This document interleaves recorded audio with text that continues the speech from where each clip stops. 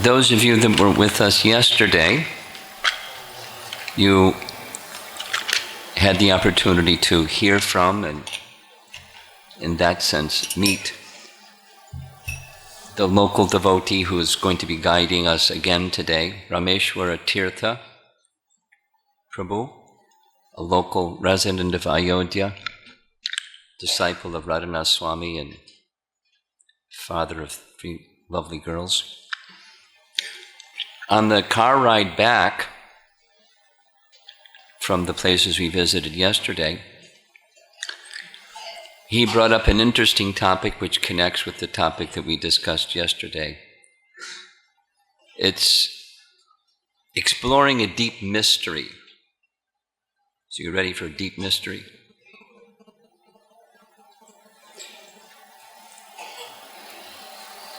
As best as I can recall the discussion, he said he personally has a question that he then discussed with other sadhus and elevated personalities in Ayodhya. And the question goes something like this. This isn't verbatim, but something like this. In Vrindavan, there's this mood of ananda, bliss and joy and mirth and happiness. And here in Ayodhya, that same mood is missing. Why? That was his question to these sadhus, and their response was, here in Ayodhya, Ram was banished for 14 years. And although he came back after 14 years and became the king for 11,000 years, he banished Sita and had to live as the king in the absence of Sita, feeling those feelings of separation from Sita, and so the Ananda aspect is missing.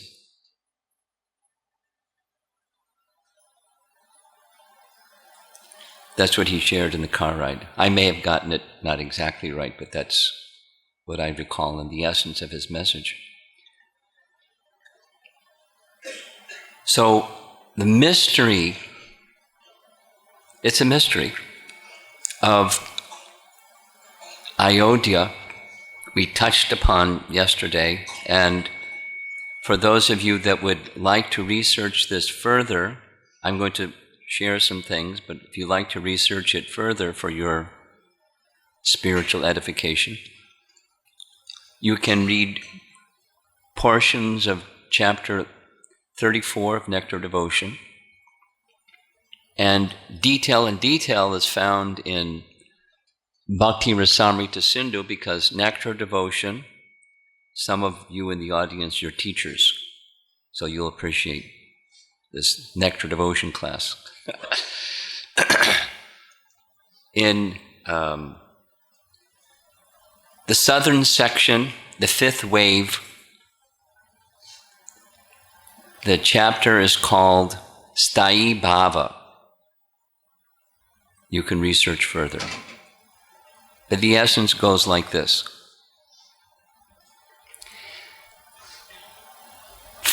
There's different persons who understand the science of rasa differently. And there's 5. Those that experience it.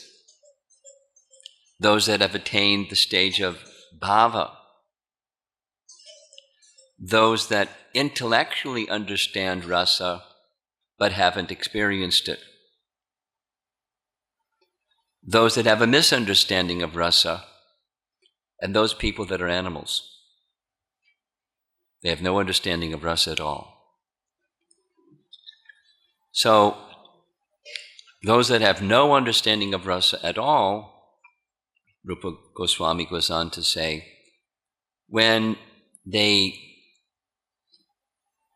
specifically he makes reference to Ramayana, when they hear the activities of Ramayana, and there's many, one of which we're going to be discussing today. The terrible feelings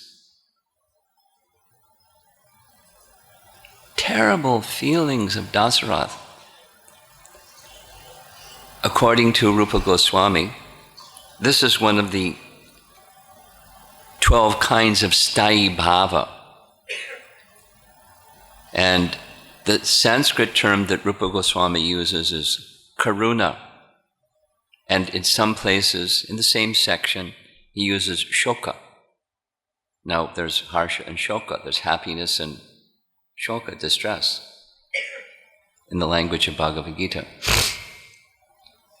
And karuna has different meanings. The meaning that he uses, Rupa Goswami uses in this section, is lamentation and sorrow. Well, I'll point it out, but you can, if you hear with those ears, you'll hear his sorrow. Specifically, Valmiki uses the word sorrow.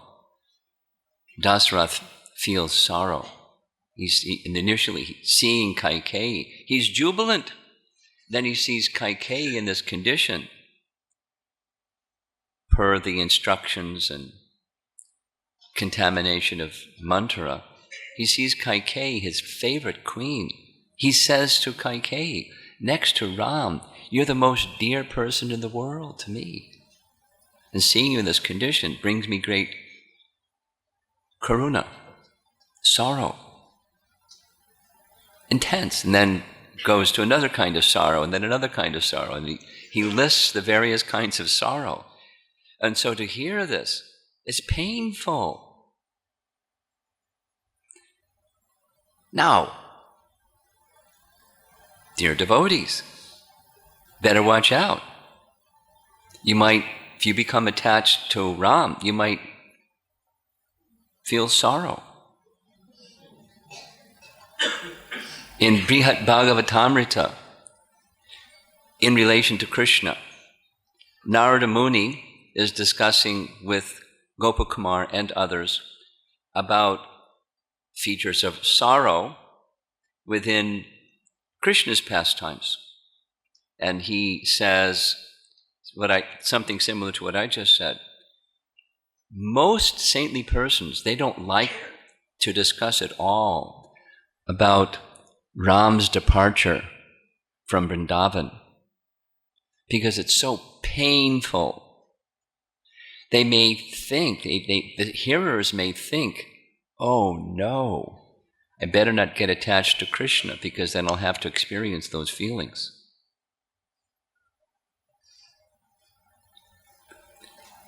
But touching on the subject, he can't stop talking about the subject. It goes on for, volumes and volumes and volumes. Because, according to Rupa Goswami, in this chapter of Sthayi Bhava, it's ecstasy. For those that know, those that experience rasa, those that experience bhava, and even those that know intellectually, he uses the word, intellectually, they conceptually know, it's bliss. But when we hear it, we don't have that, oh, this is blissful, notion. It makes you sad. Just hearing, because poor Dasarath, he's at the end of his life experiencing this horrific, Prabhupada calls it reversal in general. You're going this way and all of a sudden you're going that way. Circumstances come into our life when we're moving this way and all of a sudden something happened. Calamity. Now, one of the questions we touched on the other day was, how do you handle that? Well, and the answer that I gave, and I'm elaborating on it, is you have to know where your shelter is. You have to know what your purpose of life is. These are very practical things because we're living in the world that has duality, and if we identify with duality sometimes and sometimes, because that's the way it is.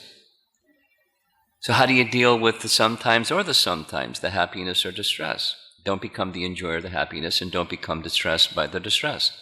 Well, how do you do that? You have to have transcendental shelter. That's our life as devotees. We're being given the opportunity to have transcendental shelter and not be buffeted by the winds and the comings and goings of the waves of the ocean of material existence that come and they go, and sometimes it's a storm, big crashing waves, and whoa.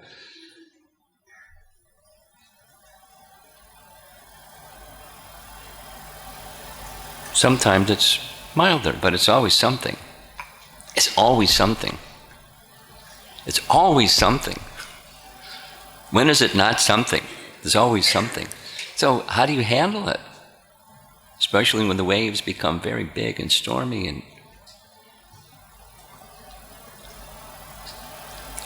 transcendental shelter of the personality of Godhead as the goal and be-all and end-all, and as long as there's other stuff going on, you're going to experience that turbulence.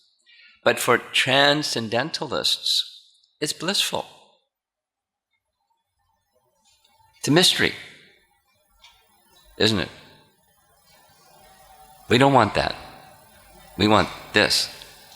But transcendental life is shelter of Krishna, and even for Dasarath, Kaushalya, not Ram, because he's Lord Vishnu and he's Lord Vishnu. He experiences transcendental sadness. We'll hear. But to understand Ayodhya and to understand Lord Ram and these pastimes, it helps, at least intellectually. We're not at the stage of Baba and we're not at the stage of Prema, but at least intellectually have an understanding that this is bliss. Oh, well, wait a minute. Doesn't look like bliss to me. Rupa Goswami says this feeling of karuna, or intense lamentation, it gets more intense and more intense. He faints. He becomes unconscious multiple times. We're going to hear. Disbelief, and he tries this way and tries that way, and the obstacle doesn't move.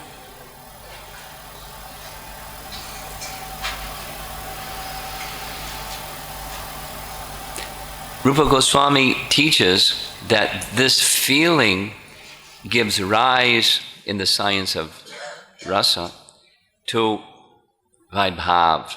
And in that state of Vaibhav, Krishna appears. Or in this case, Rama appears. And it means it starts in the mind, and the mind's thoughts about the Supreme Lord intensify. So he appears in the mind that way. And then intensify, and eventually he appears. Let me remind you, I hope you don't mind a Nectar Devotion class in the morning. I'll remind you of something that we heard when we were visiting Sutta Gadi. We heard Sandilya Muni and we heard Kalindi reveal some important mysteries of Braja.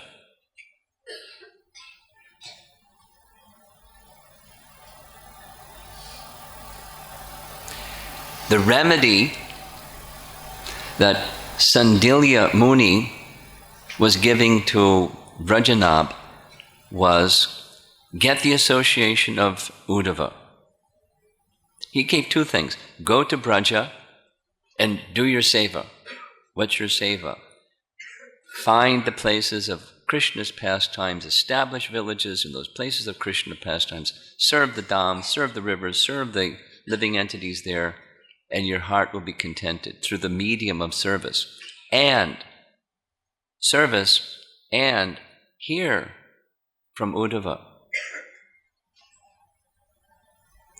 Because what Uddhava can do is he can impart the message of Srimad Bhagavatam. How can he do that? He heard it directly from Krishna. How did that happen?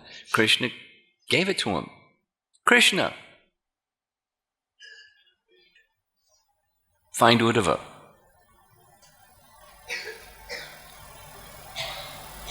He gives some indication where to find Uddhava. And when you hear Srimad Bhagavatam, complete the chanting of Srimad Bhagavatam by uproariously chanting the holy name, ecstatically chanting the holy name. They go together. And Kalindi shared another mystery, like why amongst all the queens she was in this position of undisturbed. And she said, because you don't understand this mystery. And she shared the mystery, and she explained how to get that, serve Radha. And how do you get there? You have to get the association of Uddhava. It's really wonderful. It's a mystery. But he's revealing the mystery, and to us. And they heard from Uddhava, and Uddhava said, bring Vajranabha and Parikshit Maharaj and all the queens and come here and have wonderful Sankirtan. This is Kalindi. And then Uddhava will come and Uddhava will speak Bhagavatam and everything will be nice. So they had the wonderful kirtan and it was ecstatic, and Uddhava became more ecstatic. These are mysteries. And Uddhava had become a blade of grass. Uddhava, the most intimate associate of Krishna outside of Vrindavan, went to Vrindavan, underwent austerity so he could become a blade of grass. Why? Because he wanted the dust from the feet of the gopis. But he knew that they would not be willing to give him the dust of their feet. And so, I'll become a blade of grass to get the dust of their feet. And then my karuna, or shoka, of feelings of separation from my beloved Krishna will be relieved. Because I'll have their association, and with their association of the service of Radha, with the service of Radha, Krishna will appear and everything will be nice. Now, to get there, there's like many steps, and there's feelings connected to getting there. It's in Rupa Goswami's teachings. There has to be a hankering. He uses this word lolium, greed. Not kind of la-di-da, complacent, but intense longing. Now this is for elevated souls. We're not there yet, but the path that we're being given is to get there. Just follow the path. From whatever position you're in, follow the path. Know what the goal is. Know where your place of shelter really is, not the temporary things. The place of shelter.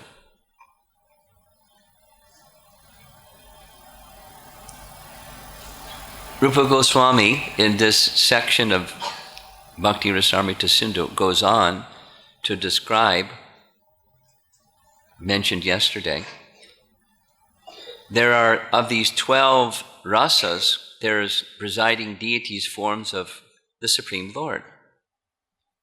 And Kapila is the Lord of Shanta, and then so forth and so on. The primary rasas. Krishna is the presiding deity of Karuna, or sweetness. So like this devotee, yesterday, Rameshwara Tirtha Prabhu was asking, why is there not the same Ananda? Well, the Ananda is in Braja. But there's another bliss, another Sthai Bhava, and that's presided over by Ram. And Ram's place is Ayodhya. And that rasa, secondary rasa, is lamentation. Sorrow. Who wants that? It gives rise, it's a blissful condition that gives rise to an intensified feelings. Listen to Dasratha's intensified feelings. He already has maximum feelings and they become maximized beyond the maximum. Exactly as Dasratha you heard yesterday, Dasratha instructing Ram how to be better than perfect. You're already perfect. Here's how to become better than perfect. I'm your father. I have to give you instructions. That's the relationship, and that's what he does. And Ram hears the words of his father and does what his father says. It's very deep. Bhakti is very mysterious. Fortunately, we have Rupa Goswami who discloses the mysteries. It's a spiritual science. And then, so there's the intellectual understanding, but they follow the path. It goes beyond the intellectual understanding into the higher and higher stages. But we have to follow the path. We have to have a good teacher, good instructor, and follow the path. Don't deviate from the path. Don't go this way, that way. Stay on the path.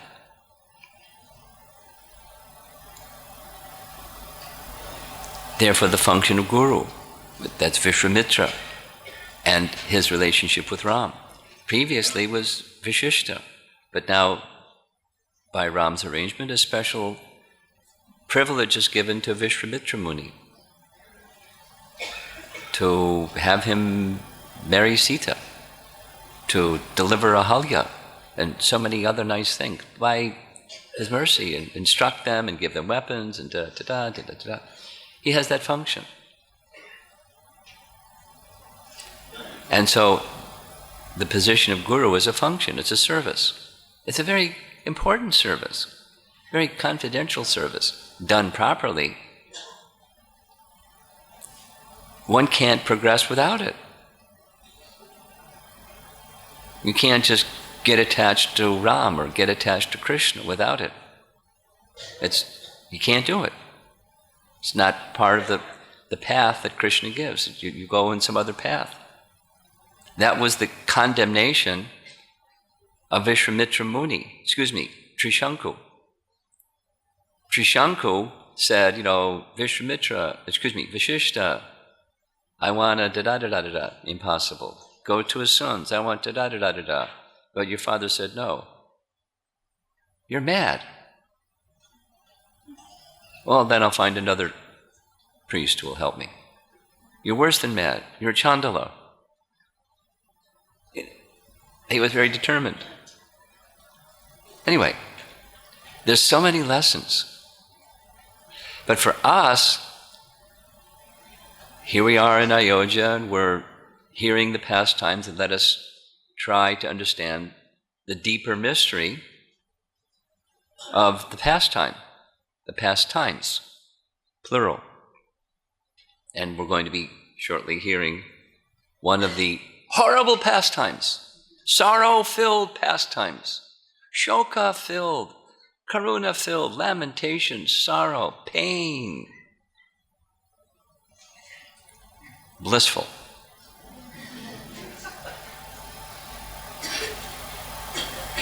When properly understood, at least intellectually, notionally, then the heart can be relieved that it's not just misery, because those that have a misunderstanding and those that are just animals, they hear it and go, oh my God, let me out of here. Why do bad things happen to good people? You know that one. It's a classic. Why do bad things happen to good? Rasrat's good. And he says, what has Ram done? What have I done? Kaikeyi.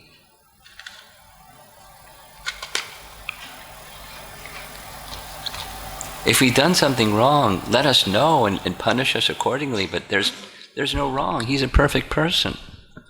And what have I done? Anyway, so it's quite unreasonable, and the obstacle doesn't move. Anyone know that territory? I know that territory. The obstacle doesn't move, it just stays there. What do? That's real life.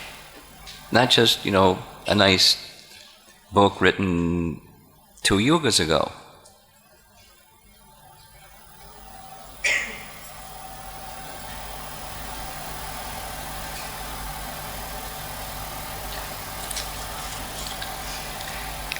Rupa Goswami goes on to say, one of the byproducts, along with vibhava, the feelings for Krishna intensifying, Krishna appears, or Ram appears, the Lord appears, is vikshepa. Vikshepa. I'll point it out as we go along, at least initially, and then you'll have to hear with your own ears. Distraction. Those of you that are familiar with the teachings about chanting the holy name, Bhaktivinoda Thakur writes about it, Vishwanath Chakravarti Thakur writes about it. There is this thing called distraction. It's the opposite of attentiveness. Distraction. We all know that territory, distraction territory. Put your hand in your bead bag and start chanting, and the mind goes somewhere. Vikshepa. Now, on the level of rasa, which is the platform of Dasarath, he becomes distracted by this sorrowful event. And his mind goes here, his mind goes there, and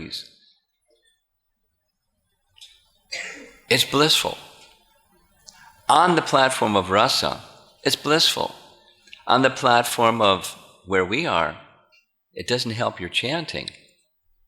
Supposing you have a problem, your mind goes to the problem instead of your chanting.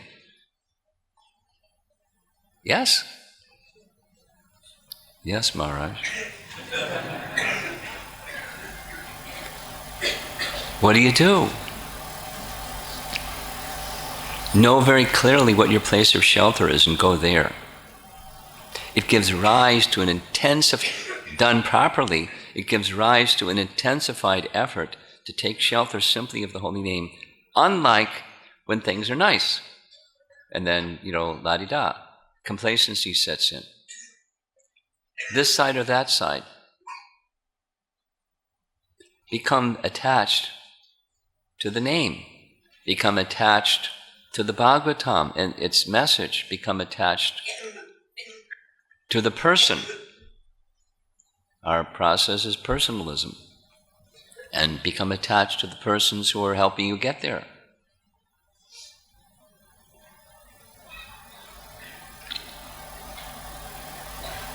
He even goes into saying, Rupa Goswami, saying, these, in addition to having presiding deities of the different rasas, there are different colors. 12, it's a rainbow. And this, I found it interesting, this Karuna rasa, he says, it's purple. Doesn't give an explanation, just assigns or reveals is purple. Rodra, that's presided over by Parashuram, anger, it's red. And so on.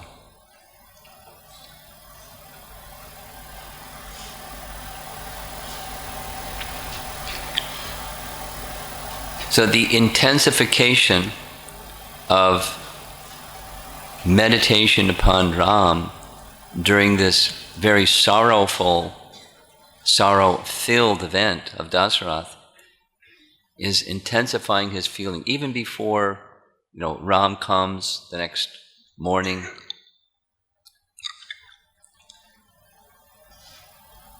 it's a mystery. Let's dive into the ocean of the mystery.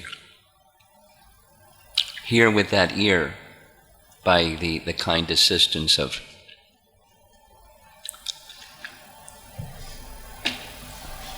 Rupa Goswami. I want to read just one paragraph from Nectar Devotion, chapter 34, where Prabhupada writes, summarizing all of what I just shared from Rupa Goswami, this chapter, Sthayi Bhava chapter.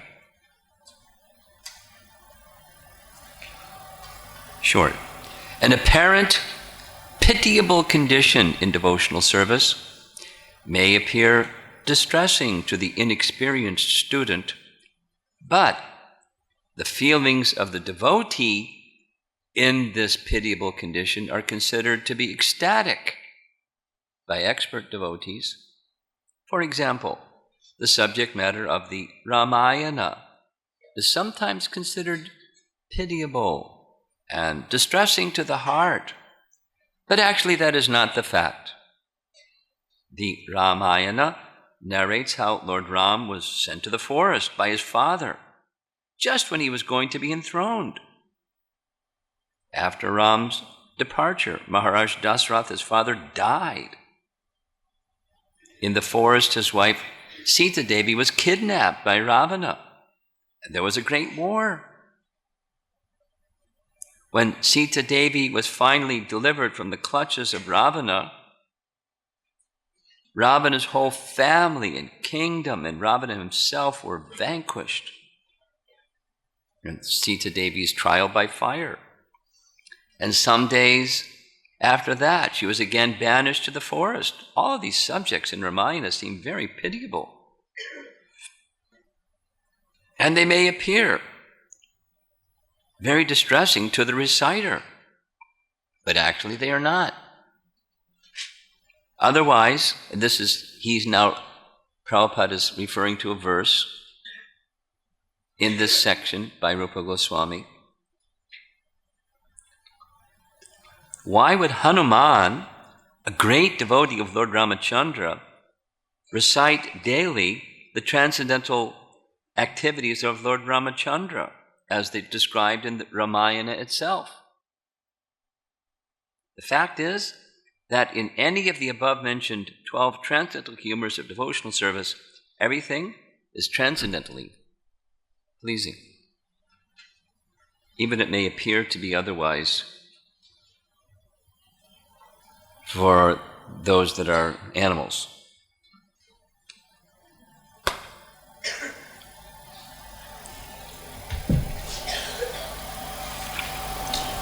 Or have a misunderstanding of rasa and think, horrible.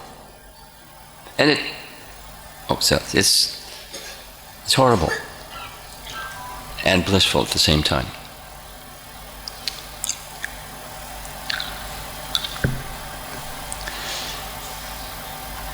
So yesterday evening, we heard of this jubilant arrangement made by Dasarath to invite all his ministers and surrounding area kings and the Brahmanas and Vashishta and Vamadev, and placed before them his idea that Ram should become king the next day. And they said yes, and he said, why do you say yes? And they gave the reasons why they say yes. Then he said, so be it, and the arrangements were immediately being made that very night.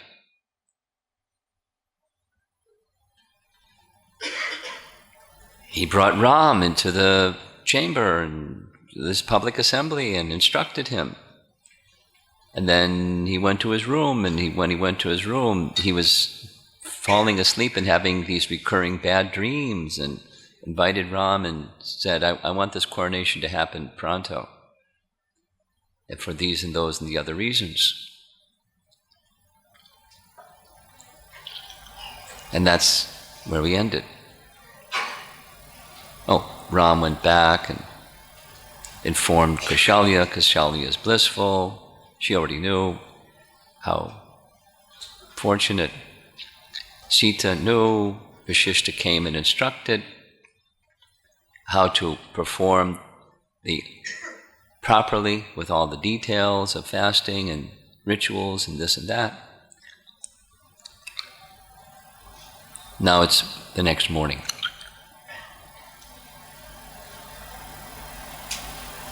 Oh, it's not the next morning. Yes, it is the next morning. Having ordered the installation of Ram, King Dasarath, this is the evening, left the assembly and entered his private quarters. So it's still the evening before. And when he decided, let me inform my favorite queen, my most beloved Kaikeyi. He felt that way. And when he entered her chamber, she wasn't there. This had never happened before. So he saw the doorkeeper. She was embarrassed, hiding her face. He asked her, where is Kaikeyi? With folded palms, looking down, she said, Kaikeyi has become angry, and she's gone into the sulking chamber.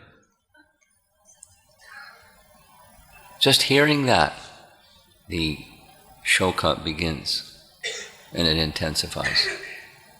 He becomes vikshepa, becomes bewildered and disturbed. Why is this? He goes into the sulking chamber, and what he sees, she's sprawled on the floor in some improper manner. Her hair is all over the place. Her ornaments are all over the place. She's wearing a very simple garment instead of her royal attire. And Valmiki says, he was pained by sorrow. His mind became gripped with fear out of love for her. And he starts his, what's the cause of this discussion? Who has offended you? He's probing. Who has insulted you? On whose account are you lying on the ground? You appear like a person possessed by an evil spirit. And my mind is disturbed, vikshepa.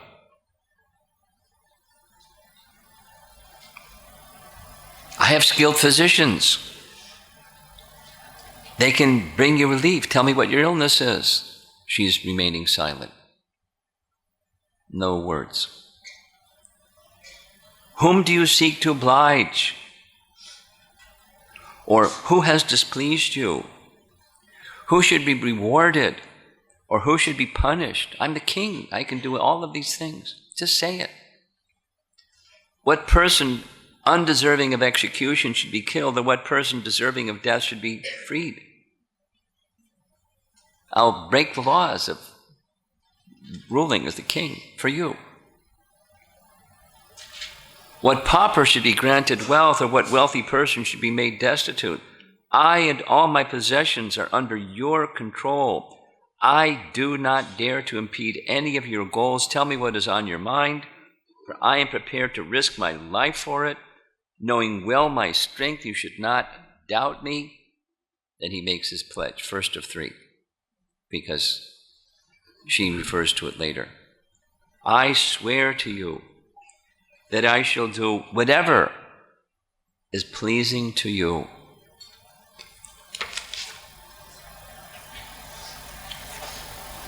Still lying on the floor, Kaikeyi says with a whimper, I have not been offended, nor insulted by anyone, but I have something I wish you to fulfill. If you want to do it, if you promise to do it, then I will explain. So, 2 more times, Dasarath gives his promise. Kaikeyi, do you know that in this world, except for Ram, there is no one more dear to me than you? So second time, I swear by Ram to fulfill your desire. Whatever it is in your heart, I swear by Ram that your request will be fulfilled. Kaikeyi sits up for the first time. She motions with her hands, let all the gods headed by Indra, let the sun witness your promise, let the sun, moon, sky, fire, day and night, the four quarters with the presiding deities, the universe itself, and the indwelling Paramatma in everyone's heart, take heed of your great vow. This highly glorious emperor who is always true to his word and who knows what is right has given me his promise. Witnesses.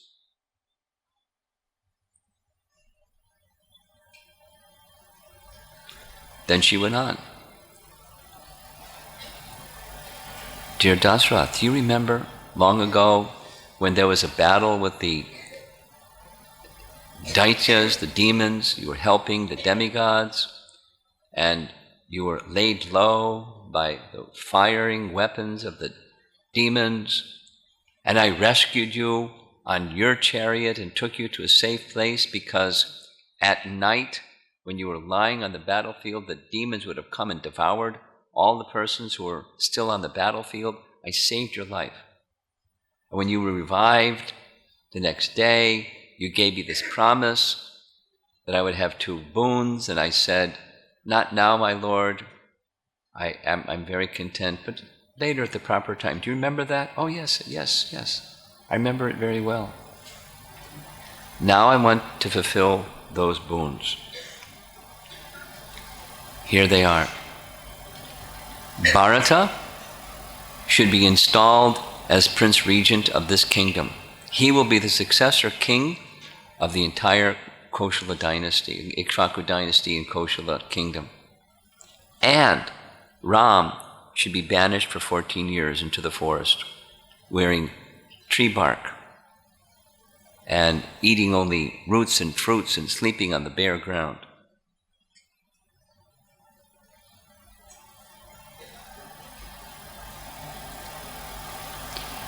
If, after having sworn on the strength of your righteousness, you do not grant me these 2 boons, I shall give up my life this very day, being insulted by you.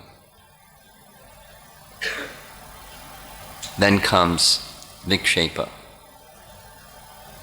following the sorrow. One gives rise to the other. Am I having a daydream? Is my mind hallucinating? Is this a flashback experience or some kind of mental derangement? Dasarath faints. So I'm just going to cover some of the direct, because it's all the detail is very interesting and important and hard to reproduce just by narration. After fainting, he regains consciousness. He looks at Kaikeyi, and all he can say is, "Oh, how awful." And he loses consciousness again.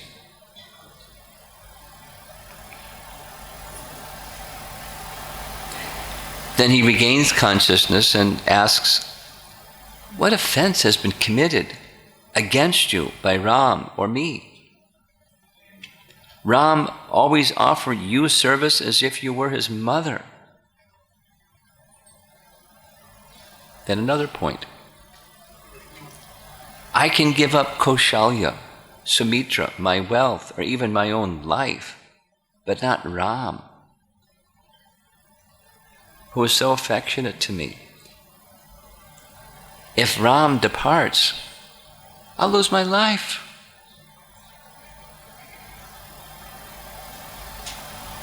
She's emotionless, stern and angry. If you're so determined to have Bharat become the king, let him become the king. But don't send Ram to the forest.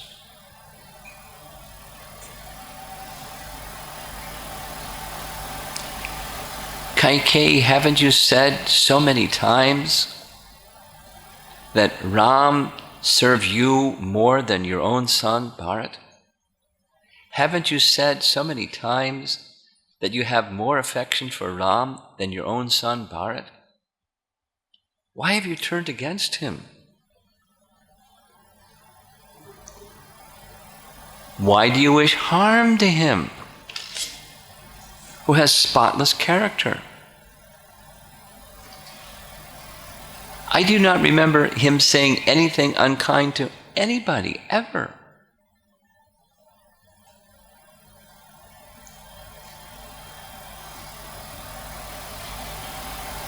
She's emotionless, unmoving.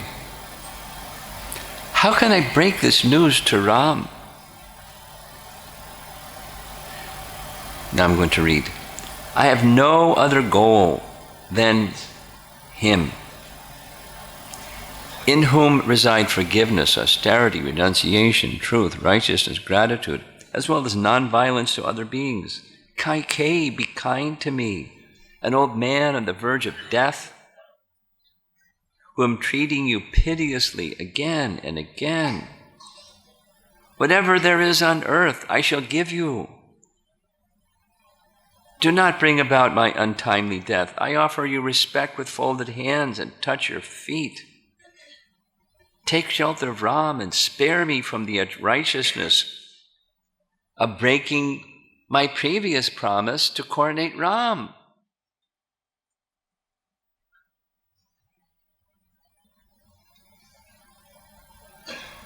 Kaikeyi finally speaks.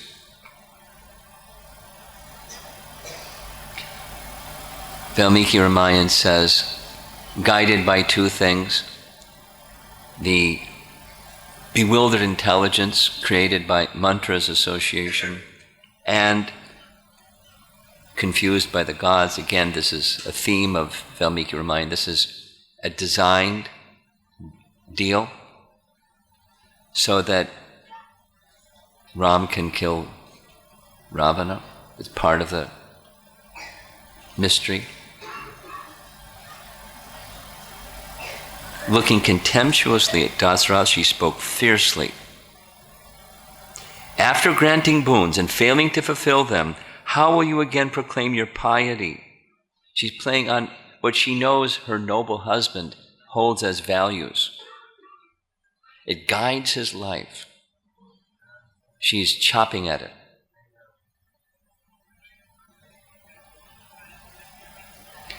When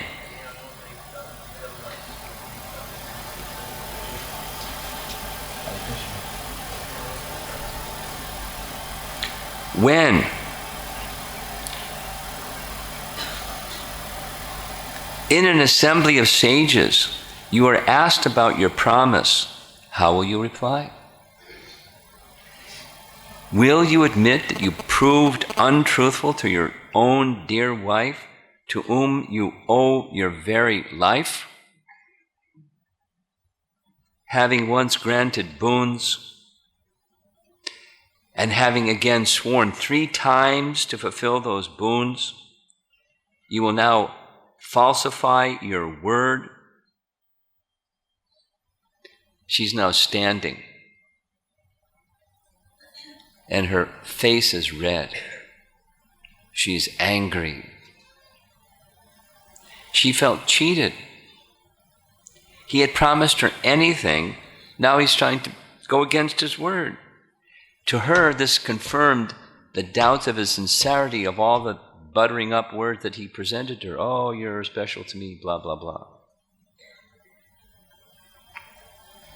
He had no intention when he made that promise to fulfill the promise. That's how her mind was working.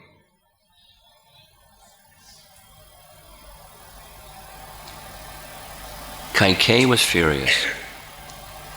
The king was prepared to sacrifice anything for the sake of Kaushalya's son, but he cared so little for Kaikeyi that he would deny her rights, even if it meant bringing infamy upon himself and his dynasty. Kaikeyi said no. No compromise, because the idea was Bharat becomes king, but Ram stays. No compromise on Ram's exile. And if you don't agree, this very night, I'll swallow poison and die, and you'll have the shame and karma, the guilt, the sin of having killed your wife, who you gave promises to and then went against. You'll have killed me.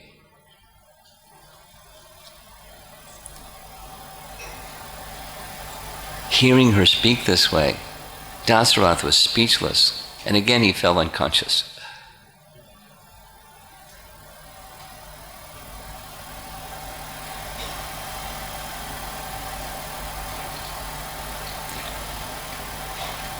When he came to external consciousness, he gives some other reasons. He's trying different doors and they're all locked. She's immovable. Bharata will not even reside in Ayodhya without Ram. How will I face Ram and everyone else? I banished my son, who is virtue personified, for no reason. He's done no wrong, he's done no sin, and I banish him. How will people regard me? How will I face Ram? How will I face Kaushalya and Sumitra? And then he just saying the word Kaushalya, it irritates Kaikeyi. There's some rivalry. Whenever Kaushalya, who sought to please me, who gave me my favorite son, and who always speaks sweetly to me, served me as my maidservant, a friend, a wife, a sister, and mother, I could not treat Kaushalya kindly, though she deserved it, for fear of offending you. You know, when you have multiple wives, it can be a problem.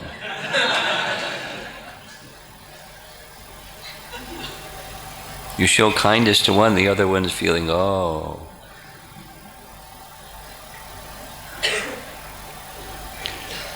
Dasarath's mention of Kaushalya only made Kaikeyi more furious. What a blatant lie! How did he expect her to believe that she was more favored than Kaushalya? In desperation, the king was ready to say anything. Her eyes became more red with anger. This is Valmiki Ramayana. So he just spoke about Ram, the people, and Kaushalya and Sumitra. Now he speaks about Sita. Sita will die in the absence of Ram, and I will not be able to live. And then himself, how will people feel about me, having banished Ram? She doesn't respond. He says, I know Ram. He'll follow what I say. He'll go into exile. And this is going to be the death of the dynasty. After my death and the exile of Ram, what atrocities will you commit against my beloved surviving relatives? You're so cruel to Ram. What are you going to do to everybody else? If Kaushalya misses me, and Ram, and my other two sons, Lakshmana and Shatrughna, unable to bear the agony, she will follow me to the abode of death, having thrown Kaushalya, Sumitra, and myself, along with our three sons, into hell. Are you going to be happy, Kaikeyi? You'll have to take care of the Ikshvaku dynasty yourself. He's babbling. If the exile of Ram is acceptable to Bharat, do not allow him to perform my funeral rites. After my death and the exile of Ram, as a widow, you can rule over the kingdom with your son.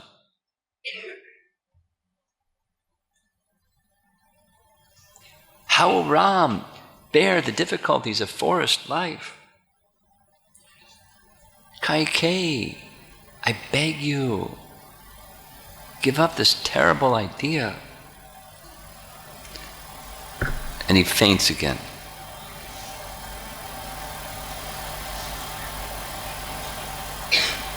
When he regains consciousness, she's merciless. She asks him, you are known, you hold yourself to be a man of truth, faithful to your vows. Why do you wish to neglect granting me my boons? She's thinking, you favor Kaushalya more than me, and da-da-da-da-da-da. I promised the coronation of Ram.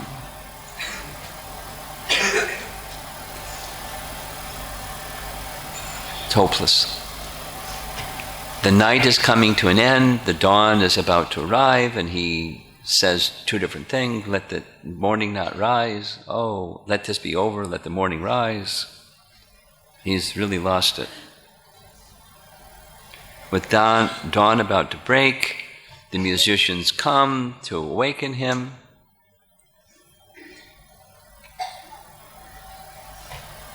Hearing the musicians, he tells them, go away. Kaikeyi repeats, 3 times you gave your promise, 3 times I've asked you, please confirm, fulfill your promise. Dasarath, I reject you and I reject Bharat. He is not saying yes or no. Kaikeyi says, then I'll call Ram and I'll tell him you gave your promise. Do your duty. Finally, Dasarath says, bound with the strong cords of morality, I'm helpless. My judgment fails me, Vikshepa. And in this evil hour, I seek refuge of Ram. Bring my gentle son before me. One of the arguments that Bharata gives to Ram about how could I possibly rule the kingdom? Even Dasarath depended upon Ram. How am I going to rule the kingdom in the absence of Ram? Dasarath, our father, 60,000 years, he ruled the kingdom. How will I do this? I'm this little guy. I am not qualified.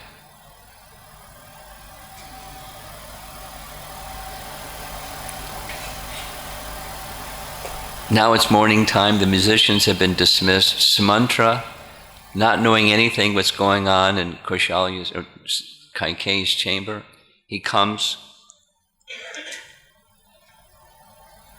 He announces with different song and sweet words and glorifying the king. Vashishta has come. Vashishta, we visited the place where Vashishta had his ashram, so he's come to conduct the coronation of Ram. He's ready.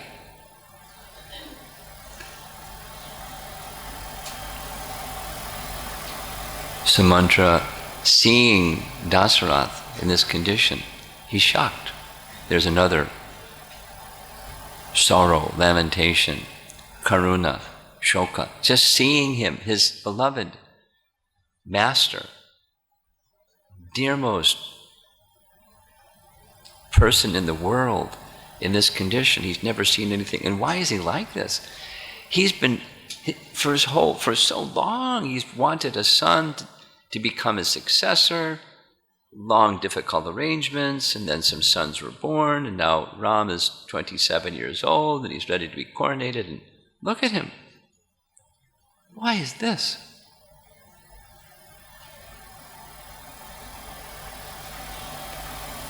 Dasarath can't speak.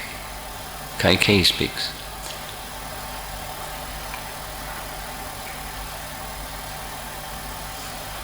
O Sumantra, the king, due to the excitement of the coronation of Ram, passed a night sleeplessly and has just now fallen asleep. Go quickly and bring the glorious Prince Ram. Think no further of this. Sumantra says, O impatient woman, how can I go without having received this order from the king?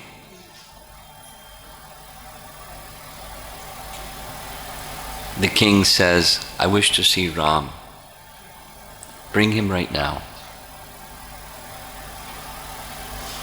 Confused, not knowing what's going on, Sumantra goes.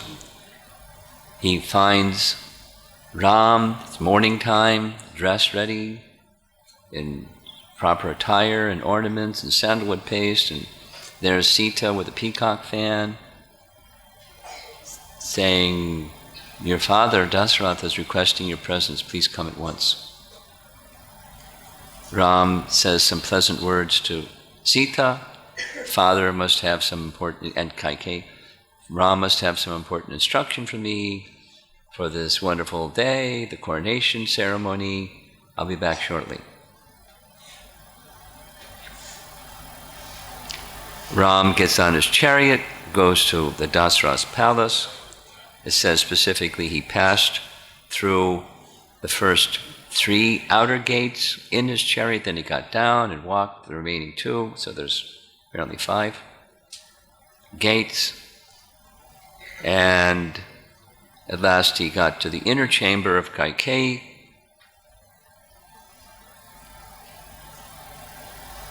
And what Ram saw was amazing. Despondent, miserable, withered-faced. Ram doesn't show any change of emotion. He bows before his father, and then he bows before Kaikeyi. Dasharatha can only say one word: Rama, Rama, Rama.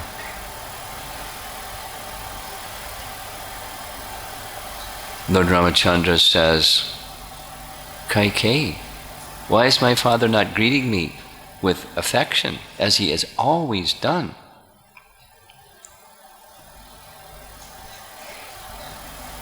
Even when he was angry with me, he would greet me graciously.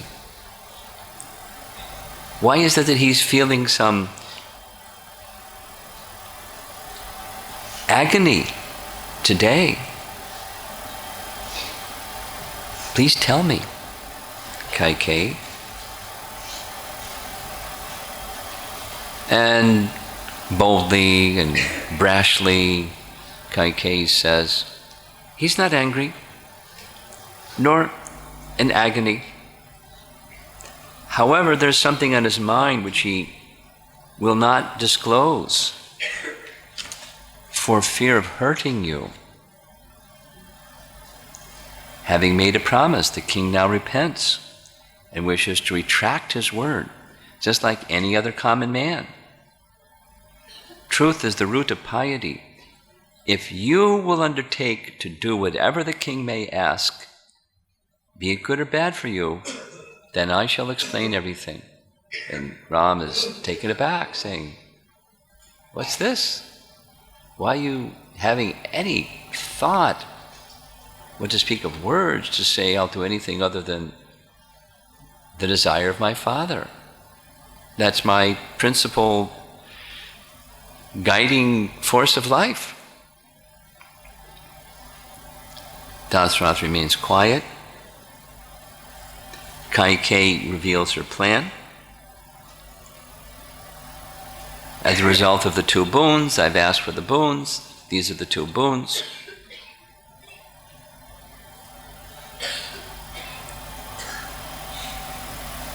Overcome by compassion for you, the monarch cannot even look at your face. Ram, make good his promise and deliver him from his difficult and awkward situation. So she had made him promise, I'll follow what my father said. I promise I'll follow what my father said. Ram's reply, is that all, mother? Expressionless. So be it. And gives his reasons why. However, there's one anxiety I'm feeling, and the anxiety is, why Dasarath didn't tell me personally what he wanted. Very clever question. So, and as far as you, Kaikeyi, if this is something that you wanted, you wouldn't need my father's promise to say that's something you wanted. I would have done it anyway.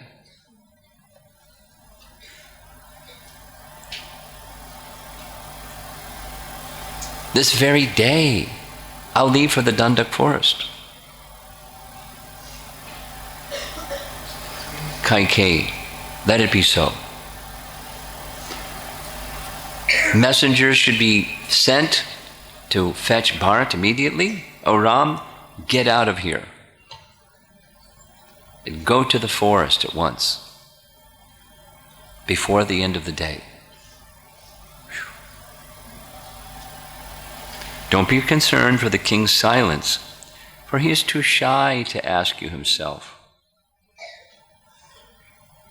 As long as you have not left, the king will take neither food nor water. So you don't want to starve your poor father, so get out of here. Hearing Kaikeyi speaking these words, Dasarath faints again. Ram goes to pick him up, to comfort him. Kaikeyi tells him, get out of here. You should go at once.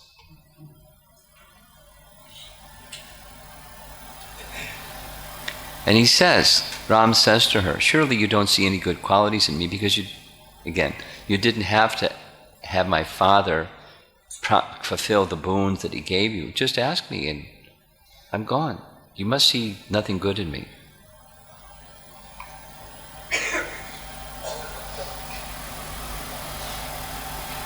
So he goes, and Dasarath's agony,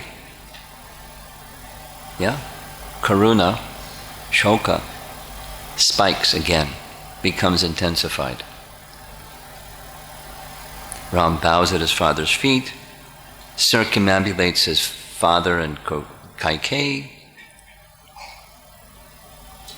and shows no visible impact of what he's just heard. Harsh words, etc., etc. We all know what, hearing harsh words, sometimes it affects us, right? Not wrong.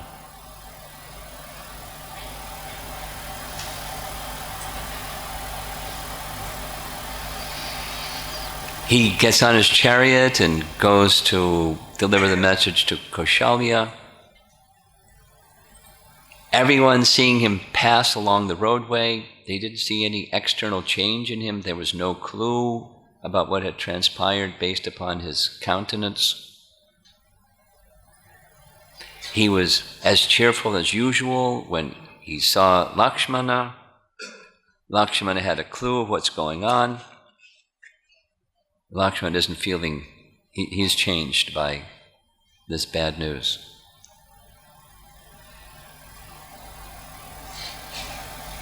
Bliss, right?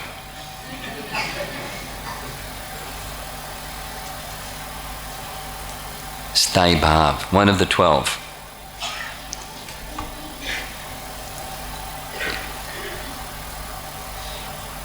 We're not so transcendental. If you have empathy for others and you hear what we're going to hear it some more. Again, after breakfast. Kaushalya and Lakshman and Sita and their feelings. It's filled to the brim with these feelings. Now each has a relationship. Different. And the relationship becomes disclosed even more deeply through the circumstance. How do they respond to the circumstance? Their attachment to Ram is unflinching, but their relationship is different.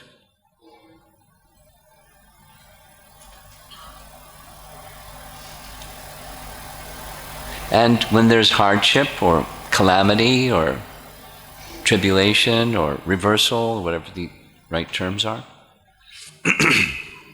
all kinds of things come out that don't come out when it's ordinary. So the extraordinary shows all kinds of things. And we're going to get some picture of the relationship with each of these persons and the kind of attachment, the kind of love that they have for Ram. The all-perfect, going back to the very beginning, the all-perfect hero.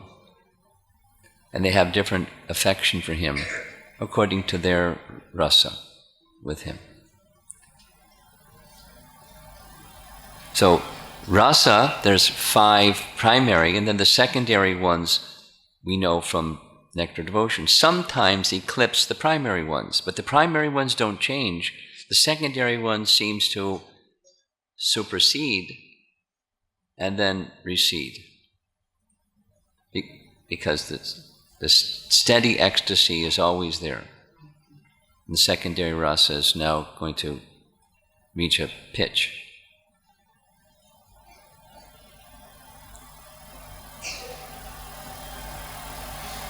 See you after breakfast. Shri Ramachandra ki, Srila Prabhupada ki, Gaur Premanandi.